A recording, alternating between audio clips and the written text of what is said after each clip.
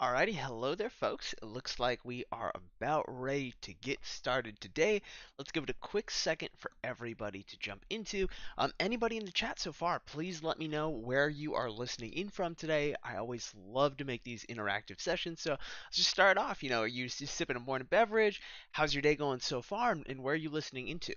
Just to give you all a little bit of context before we go ahead and get started. My name is Sam Jameson from the Eventbrite Boost CX team.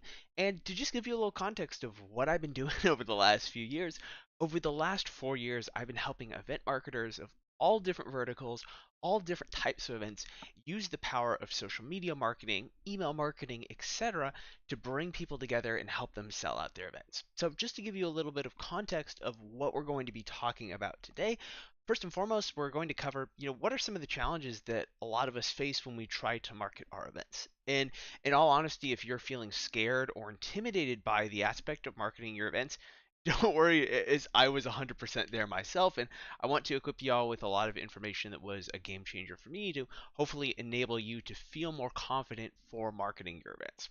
I actually started in a 1350 cap venue up in the Bay Area in California when I was going to college. I was the multimedia intern, basically taking photos for all the shows, and our marketing director was just underwater, and she needed somebody to kind of help step up and run some ad campaigns. So myself, pretty much with no actual experience, started running ads for a business that was spending, six figures a year on advertising, and this platform was kind of my first exposure to running that. So I just want all of you to feel today, if you're looking at event marketing, it feels like a challenge and it's difficult, I want to acknowledge that it ultimately is, but we want to make it easier for you here today. So first and foremost, we'll cover, what are some of the challenges, what are the tools that you have within Eventbrite to actually help you market your events, and then we'll take a specific dive into the Facebook and Instagram advertising aspect of things to help show you how you can market your events.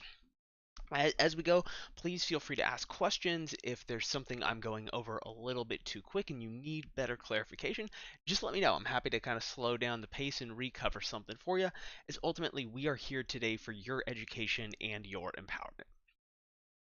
So starting it off, event marketing really seems like a challenge for many of us, but we wanted to simplify this process here at Eventbrite. And some of the reasons why many of us feel event marketing is a challenge, or me personally, these were a lot of the reasons. One, it's kind of difficult to know what the best thing to do at any given point in time is for actually marketing your event. There's a plethora of options that you could actually use, and a lot of times we don't have clear guidance on what we really should be doing or what's honestly a best use of our time. And then second, a lot of tools are kind of out of our price range for event creators. We're not all multi-million dollar businesses like Coca-Cola with a team of 50 different ad interns to be running things for me. And a lot of times it's just not specific to what we need as event marketers. A lot of us fill so many different hats for our business. We're doing everything from the box office accounting to promoting the event to putting it all together, and we just might not have enough time in the day in reality to kind of learn a bunch of new skills or take these courses like Facebook Groupon or get certified with Google Ads. And then lastly, a lot of us, even when we take that full plunge, a lot of times it feels like functionality and reporting kind of looks like we're looking at hieroglyphics. We don't understand how the dollars we invested actually had a tangible impact on driving sales for our business. So to let you know, Eventbrite Boost, what we've tried to accomplish is we've tried to build an all-in-one marketing platform within Eventbrite that equips you as Eventbrite creators with a suite of various tools that you can use regardless of which levels of budget that you're working with, so you can ultimately find something to help you get the gas pedal going to actually start promoting your event and getting it in front of new eyes. And you can find this section if you look for the megaphone icon within Eventbrite. If you're in the new UI, or if you happen to be in the old UI, just look for the marketing tab up in the top left, and that'll take you here. So let's take a little bit of time to first and foremost just address that we found that creators that are using the features in Eventbrite Boost on average are selling 16% more tickets than Eventbrite creators that aren't using these features. And this in reality is through a combination of aspects. Even using something as simple as the Facebook event feature, which literally takes 30 seconds after you have created your event on Eventbrite to make a Facebook event so your fans can RSVP and buy tickets. Even very, very simple things can actually go a long way for helping you drive sales and registrations for your event. And we're here to showcase all of the various things that you could be doing here today. So first and foremost, if guys, if there's any takeaway that you could get away from today's presentation, I'd make sure if you are not utilizing the Facebook event feature within Eventbrite, it's going to be your number one starting point for actually marketing on your social media accounts. So to give you a quick recap of what this feature is, you've probably seen these events on Facebook before that you can hit interested or going. Why exactly would you do this here in Eventbrite? Our integration allows you to basically easily take the data from the Eventbrite event you've created to seamlessly build a Facebook event within a matter of minutes. But the real kicker here is when you use this integration, your customers can actually purchase or register for your event directly within the Facebook event itself. So it theoretically is the same amount of friction as potentially sending them to an Eventbrite ticketing page via or an organic link or an ad that you're using. But in this case, they're not actually leaving Facebook here, so it's a very seamless process for them to register and purchase for your event. And then ultimately, if we're assuming they might come across your event at a period in time where they don't have urgency to register or purchase, or they need a little bit longer to think about that decision that they're making. The Facebook event does a great job of automating communication with your customers, and you can also level this up down the road with an ad campaign to promote it and remarket to these same people, which we're going to cover a little bit later on. Now, in the next section, the send an email campaign function, we have improved our email functionality here within Eventbrite. So previously, anybody on free plans could send up to 2,000 emails a day, but now if you are on a paid plan for Eventbrite Boost, you can actually send up to 6,000 emails a day. So let's say, for example, you had a list of 12,000 emails, you could send out an email campaign that would just send over the course of 2 days. Now, the question is, why would you use this email function within Eventbrite? First and foremost, we really try to look at this as a cost consolidator or a marketing platform consolidator. Many of us are using other mailing platforms that are ultimately very expensive. We could be paying other email platforms hundreds to even thousands of dollars a month to maybe not send out even a ton of emails. So generally, if you are using emails for a transactional approach where you're notifying your customers about the upcoming events that you have on sale, this might be a fantastic solution for you, as you can really easily send out nice looking customizable email campaigns to your subscriber list. So it could be anything that you upload, any list of emails you had in the past, or easily email the purchasers for your Eventbrite events about all the different upcoming events you have on sale, and hopefully allow you to save a little bit on the cost of actually running those email campaigns. So just to kind of reiterate, anyone can send up to 2,000 emails a day for free using this tool, and then those on paid plans can actually send up to 6,000 emails a day. Now, moving on, what we're going to be talking a little bit more in depth today about is how to advertise on Facebook and Instagram using Eventbrite Boost. Now, the first question that you might have is, Sam, why would I run ads in Eventbrite Boost compared to running these ads natively on Facebook? Or if I see my event, I hit that boost button, then I go ahead and run an ad.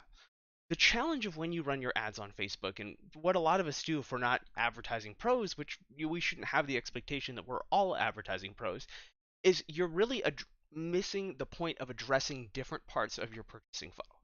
Normally, if you just go to Facebook and you have that event and you hit that boost button, toss $100 on an ad to go ahead and promote that, your ad is doing a great job of targeting new people that are going to be interested in your event, but you have no remarketing component.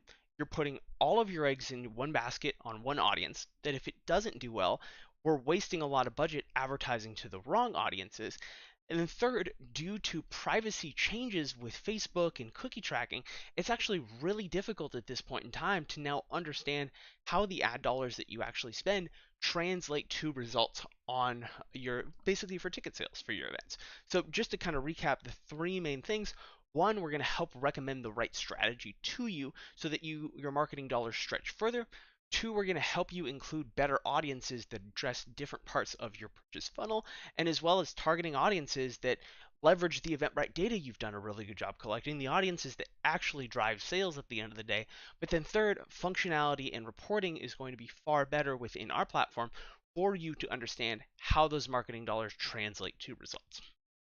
And then lastly, just a brief aside on this, if any of you are probably running multiple events, so I'm talking probably 5+ events in within a couple month period at any given point in time within a singular location, I'd recommend check out our multi-event ad feature. It is literally the biggest game changer for advertising that you could be using as a recurring event or basically a frequent event creator, as what it allows you to do is it allows you to automate the advertising process for all your events.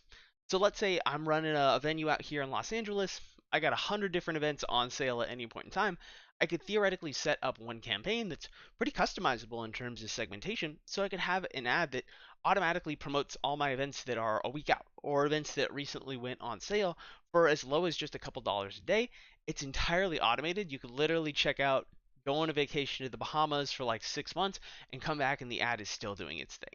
This personally was one of the biggest game changers that I have seen for event marketing. So just wanted to bring it up to any of you that are event creators running multiple events. Is I would highly recommend you check this out, as it's an incredibly valuable tool that you could be using that you're not going to find anywhere else. And y'all, that's pretty much it. Let's go ahead and jump into showing you, first and foremost, an example of what a successful campaign looks like. What did they do right? And then we'll walk you through the process of building this ad yourself within Eventbrite. So right now, ladies and gentlemen, you are looking at a campaign made within Eventbrite Boost. This was an ad creator out in the Australia, New Zealand area running a campaign promoting their Facebook event that they created. So they used that tool to actually this was an ad that was going to their ticketing page. My bad here in this section. They were running an ad that was going directly to their Eventbrite.com ticketing pages to promote the upcoming event that they have. Now you can see what's a little bit different than Facebook. First and foremost, we're really going to try to recap the information that is actually most important for the campaigns that you're running. And normally for most of us, that's actually understanding how do the ad dollars that we spend translate to ticket sales. So you can see this creator spent around 250 bucks on this ad. They made around $10,000 back worth in ticket sales, which at this point in time, y'all, is an incredible return on ad spend. Normally, the average after a lot of these changes where you just can't track stuff nowadays like you used to is generally around a 2x. So this is almost 15 times what the normal return on ad spend amount is here in this section. But I just wanted to highlight this campaign because it's an extraordinarily good example of what you should be doing right and what you should be doing as an event marketer. We'll also give you a breakdown of other important variables, such as how many people overall did we reach with that ad campaign, how many people interacted with this ad that we could then remarket to down the road, and then other metrics like your spend over time, purchases that result over time, and even things like engagement here as well. So scrolling down a little bit further, we were talking about putting all of your eggs in one basket, and when you run your ads natively on Facebook, a lot of times you're only targeting one audience. And that audience is called an interest audience, where you're generally putting in a couple different words, such as maybe in this case, this creator right here was targeting individuals interested in electronic music, house music, drum and bass, basically just music related interests to the festival that he was marketing. So if you were running your ad on Facebook and only targeting this one audience, that's doing a great job of getting these individuals into your purchase funnel to show interest to your event. But in most cases, people don't make the decision to purchase for your event immediately, especially if something like a higher price ticket or that event is far further out in terms of a purchasing life cycle. We're going to need to do some remarketing to get these individuals to actually purchase. So basically what this creator does and what Boost will help you do for your ad campaigns is we included other audiences, such as a remarketing audience here that allowed us to remarket to anyone that's bought from us in the past on Eventbrite, people that interact with the Facebook events, our Facebook pages, our Instagram account, people that visit our Eventbrite ticketing pages, kind of an all-in-one remarketing audience, hitting people that generally have higher purchase intent that we can drive purchases without having to spend a lot of money on. And then other things like lookalike audiences, if you've ever heard of that, if y'all are familiar with the meme of the identical Spider-Mans pointing at one another, that's kind of the same thing, but in terms of like an audience for your ad campaign.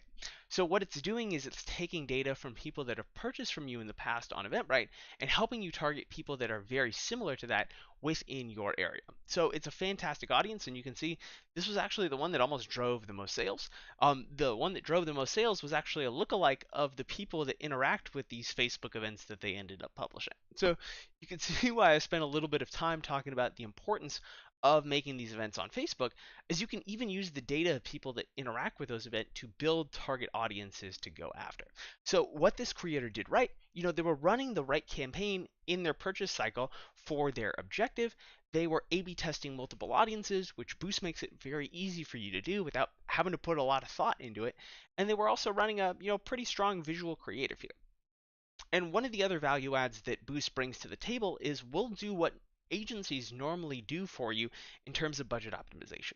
So what we actually did here with this campaign was, as we notice the campaign spends over time and certain audiences do better than one another, our system will actually shift budget from one audience to another to ensure that we're actually spending on the audiences that are driving results, and we're not wasting our budget over advertising to maybe people that don't care. And that's, a way that just this creator alone, in an estimation, they made $150 back just on one campaign alone through intelligent optimization of, what audiences are we actually spending on and kind of who's buying or who is interacting.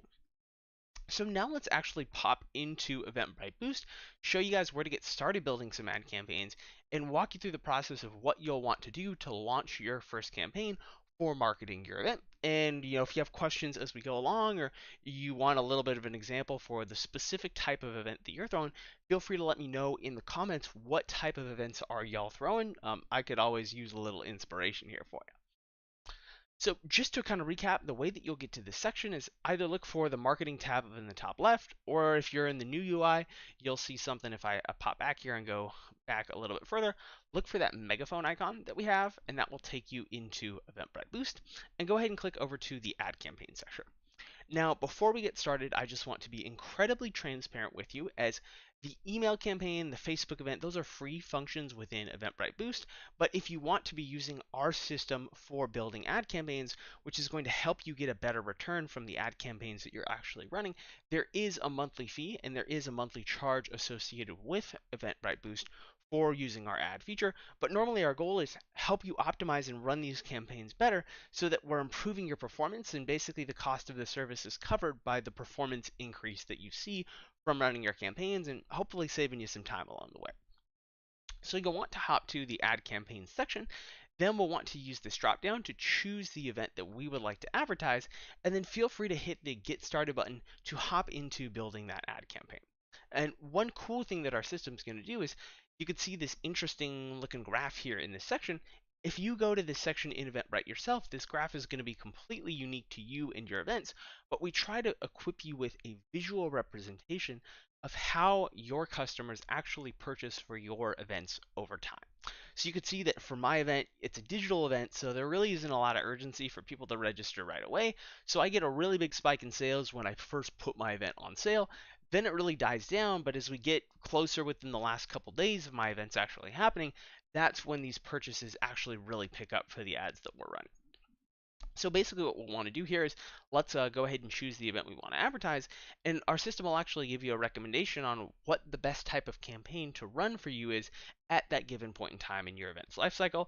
That's one of the biggest mistakes I feel a lot of us make, is we might be running the right type of campaign just at the wrong time and blowing through all of our budget, or we might be running the wrong campaign at a right time when something else might be a little bit more effective. So the first step of creating your ad campaign is simply choosing the objective. And just to let you know, we'll be rolling out a new flow within the next couple months that's really going to simplify this process down to like 3 or 4 steps. So basically, just to even let you know on a time horizon, we're working on a brand new flow that should help really automate a lot of this stuff for you, and make it a little bit easier as well. So the first step, normally in a lot of cases, you might not need to change anything, but what we're doing here is we're choosing what's the objective of the ad that we would like to run, and then where are we effectively sending people with the ad that we're doing. So this option that says get people to buy tickets, it's a fancy way for saying we're running an ad that goes directly to a URL or would go to your ticketing page. Normally, I'd suggest send people straight to your eventbrite.com ticketing pages, where it's most easy for them to purchase, unless you're using like embedded checkout in your actual website. As if we generally send people to your regular event website, every single click that somebody has to do to ultimately get to that purchase page, generally going to result in around a 10% drop off in sales. So in a lot of cases, we honestly sometimes just want to swallow our pride, send people directly to that ticketing page where it's going to be easiest for them to buy, instead of maybe sending them to our website where they got to look for this weird link. They find the link, and then there's more steps they got to click through to effectively give you their money at the end of the day. Now, ultimately, these ads are best to run whenever you are in a period of time where your customers have legitimate urgency to purchase. So if you and I started running, let's say you and I, we decided we're getting into the beer festival business, and we're going to be running a outdoor beer festival in the middle of next winter out in northern Canada or something like that. we could expect that no matter how much we probably dump on ads right now, if we don't have any past data supporting when our customers buy, and there's really no urgency, or we have something like the weather that might affect purchases, we shouldn't have the expectation as event marketers that our ads are actually going to lead to sales. So normally these ads that go directly to eventbrite.com or a URL, they're best for you to run when people have urgency to purchase. But if you want to advertise during a period where you know, probably a lot of people might not make that purchase, but we at least want to get awareness, start getting people into that funnel so we can remarket to them, try running something like a Facebook RSVP ad. So use the tool within Eventbrite Boost to go ahead and publish your event over to Facebook, and you can run a campaign to promote this Facebook event. It's a really good mix of equally driving sales, but building engagement and awareness and remarketing audiences. And in all honesty, it's the exact same amount of friction for sending people to your website if you are running an ad that goes straight there. Only real difference here is the ads just don't run on Instagram because it's a Facebook event, not an Instagram event. So in this case, you choose like what event did you want to promote if you had your event, or in this case, we'll actually just roll with the default objective we were going to do anyway. Choose our Eventbrite event or collection, or enter in a link ourselves where we would like to send people, then feel free to click continue. Now, the next step, we are simply going to be entering in the ad account that we'd like to pay for campaigns with. So for those of you unfamiliar with how you pay for Facebook campaigns, unfortunately, we can't run Facebook campaigns for free. Facebook still wants to get paid at the end of the day here. So if we were to run a $100 campaign, you'll basically just need to set up a payment method with something called your ad account on Facebook. Then if you spend $100, that ad account or credit card on file will get charged for the cost of the ad campaign. And then in the next section, we're simply choosing what's the Facebook and Instagram page we would like our ad to run from. And then if we have a Facebook pixel, if you don't know anything about that, don't even worry about it. Basically, it's how we track purchases and how we handle remarketing, but a lot of people opt out of that, so it's not that big a deal. But don't worry, we handle that and install all of it for you.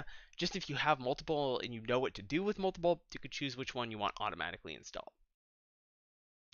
Now in the next section, this is simply where we're entering in the location targeting for the campaign that we would like to run. So if my event was, let's say for example, my event was in Los Angeles, the event I selected here was in the entire US. So if you ever leave the box blank, it'll just hit the whole US by default. But if my event was in Los Angeles, it would have automatically added in the LA location targeting. But you can always type in this box what location you'd want to hit. I normally suggest probably just hit the market or hit like a 40 to 50 mile radius around. You sometimes want to keep it a little bit more broad so Facebook has wiggle room to optimize, but you always want to be mindful of how far are people actually willing to travel for your event. In LA, 50 miles could be like 3 hours for an event someday. So just be conscious of that with how far people are actually willing to go to travel to your event.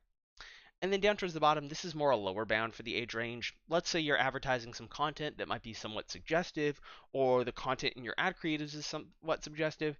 If you are targeting people under 21, you might get flagged by Facebook and your ad will get disapproved. So it's just an easy way if we're advertising an event that has a certain lower bound for the age limit, you can easily choose it and then continue to the next step. Normally you kind of don't need to put like an upper bound for the age range unless like in the history of our business nobody older than 50 ever bought for our tickets or something like that. That's a scenario where you would get a little more granular, but I say like just let Facebook take the wheel and figure it out for you. Make your life easy at the end of the day. So in this section, Yael, this is where we are configuring the target audiences that we're going to be hitting for our ad campaigns. So if any of you have ran a campaign on Facebook before, you're actually going to probably be familiar with what we're working into. So this first box is where we're going to build that interest, behavior, or demographic audience, probably what you might have done on Facebook before. This is just a way that we can target new people that are interested in topics or things related to our event. So let's say, for example, I was marketing a yoga event. What I always recommend people do is type out the most broad thing related to your event in this box right here and just kind of fish and see what you can even target in the first place with Facebook ads. It's kind of weird. You can't target everything under the sun when it comes to Facebook advertising. So a lot of times, you might be trying to target an artist. Like let's say, for example, I want to target Billie Eilish, like top 5 artists here, basically globally within the world or the United States.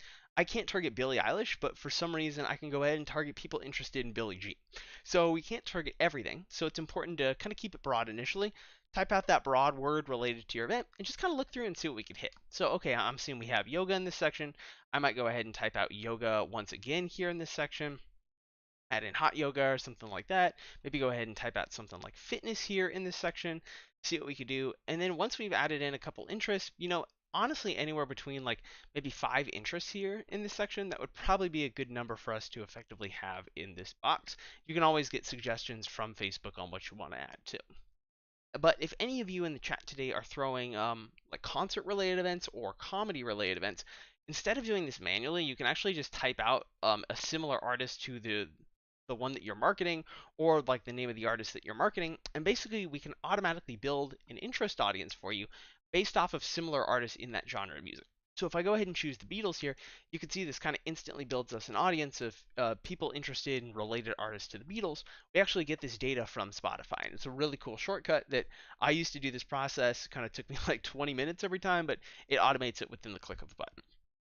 Now, the next audience that we're effectively configuring for you on the back end is a remarketing audience. And this is probably what you're missing out on in a lot of cases when you're just running campaigns on Facebook.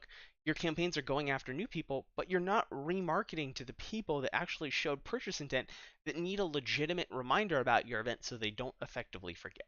So we automatically include people that interact with your Facebook page, people that end up interacting with your Facebook events, even your past purchasers on Eventbrite as well. But if you happen to have an Instagram account you want to add and slash or a Facebook pixel, you can add those in for remarketing as well. And then lastly, we also will add in something called a smart audience, which is an audience that allows you to target people in your area that bought for other similar Eventbrite events. So it's a great way that you can target people in your area that are interested in events like yours, especially if you're a new creator that's just getting started. And then from here on out, we're simply setting the schedule for how long we want our ad to run. We're kind of in the final stretch here. Normally, y'all, think of your ads that you're running as sprints compared to marathons, unless you have frequent recurring events that happen every single week and you kind of just want to have something always on running. Normally, what we want to be doing is matching when we're running these campaigns with the purchase cycle for our customers. So when I worked in a concert venue, we knew vast majority of sales happened during the on sale of the event. Ticket sales really died down for a couple of months, and then maybe in those last 2 to 3 weeks leading up to the concert, we saw a huge spike in ticket sales. So what we try to do was allocate 40% of our budget in the very beginning, so that budget is effectively being spent, early in that process.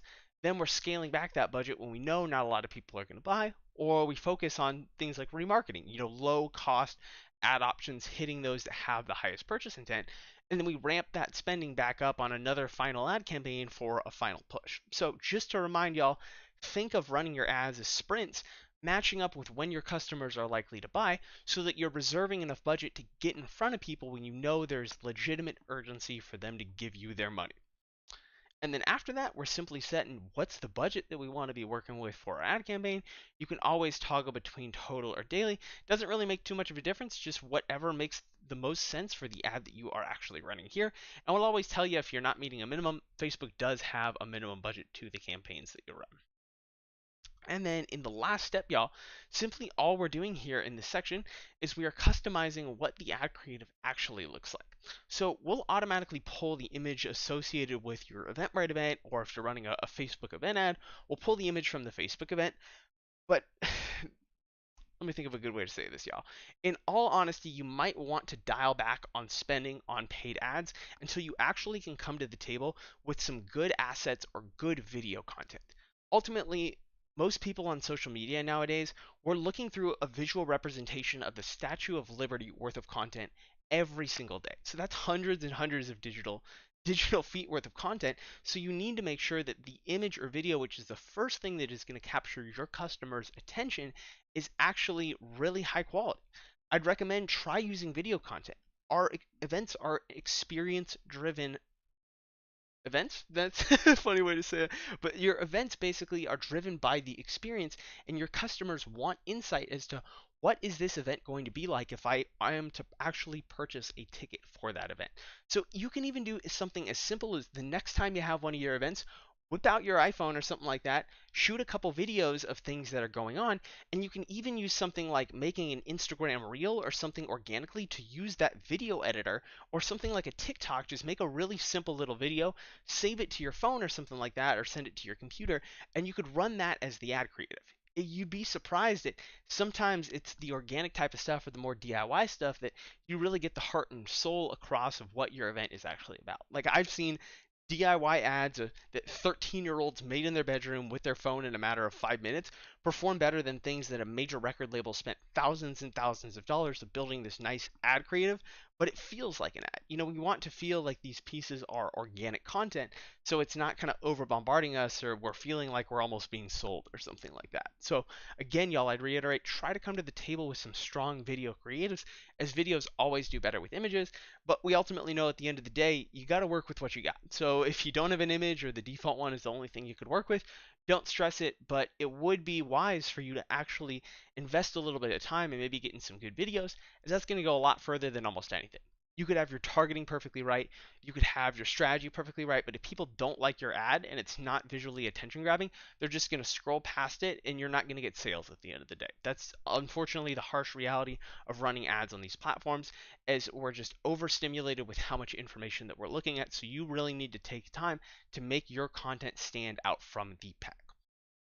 Now, the last couple things that we're doing is we're just customizing a couple other sections in that ad. So post text, y'all, is what appears above that image or video that you are effectively running right there. So make sure in this section that you're just addressing like, what's my event about? When is this effectively running or things like that? Is there any sort of urgency that I as a consumer should know about? We need to always put ourselves in our customer's shoes and understand, they might not always click on the ad. There might be some urgency that they need to actually have the confidence to go ahead and make that purchase. So let's say, for example, your event's really close to selling out, or there's a price hike increase, like ticket prices go up at a certain point. We can't assume that everyone's just going to click on your ad and automatically know that information. We need to do things that actually foster a sense of urgency, whether that's the language we use in our ad or other things like that, to actually try to get people to purchase today when they see the ad compared to purchasing tomorrow, or at the very least, just get them to click on the ad, interact with it. They're now in a remarketing audience and you can hit them later down the road. And kind of past that, most of the other components are kind of just the scraps, in all honesty. Like, a lot of people don't pay attention to your link headline or your link description, and I'd recommend generally for that call to action, which is basically the button that ends up showing up on your ad. If you are selling anything with paid tickets, use that buy tickets button. It may seem like a shotgun sell, but it's the most straightforward, gives people context. But ultimately, if you're maybe advertising something like a free event, I could see you using something like a sign up or another call to action that maybe makes people feel like, oh, I can get a ticket to this without having to pay money. And then you can run carousel ads, but I'd recommend, like, even A/B test. You can add in 2 images, 2 videos, or something like that. That'll probably do better than running a carousel. The best application for carousels is if you're running a weekly recurring ad and you want to advertise multiple events in that singular ad, but you can always just run a regular ad that goes straight to a collection page you make on Eventbrite as well. And y'all, that pretty much is the last step of making your ad campaign. You can always save that as a draft if you're not ready to get it launched right away. And normally, after you build your first campaign, it's really easy for us to duplicate anything that we have already created and kind of use that as a framework for setting up our next campaign. So, y'all, thank you very much for taking the time out of your day. We really appreciate it. I hope you're walking away with a little bit of more information, a little bit more confidence for you actually taking the dive to start marketing your events. I know it's a challenge, but I believe in you. You can do it. Feel free to reach out to us if you have any other questions, and we'll be back here doing the exact same thing next week.